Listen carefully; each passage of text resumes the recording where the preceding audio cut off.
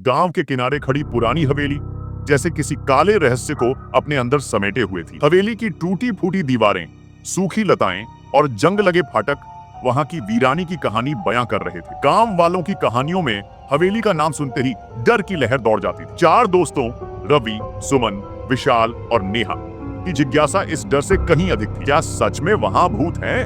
नेहा की आवाज में हल्की कंपन थी। चलो खुद ही देखते हैं। रवि ने बहादुरी का मुखौटा पहना, लेकिन उसकी तेज सांसें उसकी घबराहट को छुपा नहीं पाई। 12 बजते ही उन्होंने हवेली का पुराना दरवाजा खोला। दरवाजे की चरमराहट जैसे किसी अदृश्य शक्ति का स्वागत हो। हर कदम के साथ उनकी धड़कनें तेज हो रही थी। दीवारों पर लगी पुरानी तस्वीरें जिनके धुंधले चेहरे उन्हें घूरते प्रतीत हो रहे थे। नेहा ने पीछे मुड़कर देखा तो लगा मानो तस्वीर की आंखों में हलचल हुई हो। उसकी आंखों में डर की छाया तैर गई। तभी एक कमरे से धीमी सिसकियों की आवाज आई।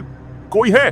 सुमन की आवाज कांप रही थी। कमरे के अंदर झांकते ही ठंडा झोंका उनकी रीढ़ तक सिहरन भर गया। कमरे में कोई नहीं था, लेकिन दीवारों पर खून से लिखे हाथों के निशान जैसे चीख चीख कर किसी त्रासदी की कहानी सुना रहे थे। घबराहट अब भय में बदल चुकी थी। वे भागने लगे, लेकिन दरवाजे अपने आप बंद हो चुके थे। विशाल ने खिड़की तोड़ने की कोशिश की, लेकिन तभी एक अदृश्य ताकत ने उसे पीछे खींच लिया। उसकी चीखें हवेली की खामोशी को चीर रही थी। उसके शरीर पर गहरी खरोंचें उभर आईं और उसके चेहरे पर दर्द और बेबसी साफ झलक रही थी। रवि की आंखों में आंसू थे, लेकिन उसने अपनी दादी का दिया ताबीज हवा में लहराया। ताबीज के हिलते ही हवेली की दीवारें कांपने लगी और चारों ओर काले धुएं की लहरें उठने लगी। धुआं उनकी आंखों में जलन भर रहा था। सांस लेना मुश्किल हो रहा था। अगली सुबह गांव वालों ने चारों दोस्तों को हवेली के सामने बेहोश पाया। नेहा, सुमन और रवि की सांसें चल रही थीं, लेकिन विशाल हमेशा के लिए खामोश हो चुका था। उस दिन के बाद हवेली एक गहरी चुप्पी में डूब गई। कहते हैं हर रात विशाल की आत्मा हवेली में भटकती है। उसकी दर्द भरी चीखें सुनाई देती हैं। हवेली आज भी अपने खौफनाक रहस्यों के साथ खड़ी है, जैसे किसी नए शिकार का इंतजार कर रही हो। उस दिन के बाद किसी ने उस हवेली की ओर कदम नहीं बढ़ाया, और जिसने भी बढ़ाया वो वापस कभी नहीं आया।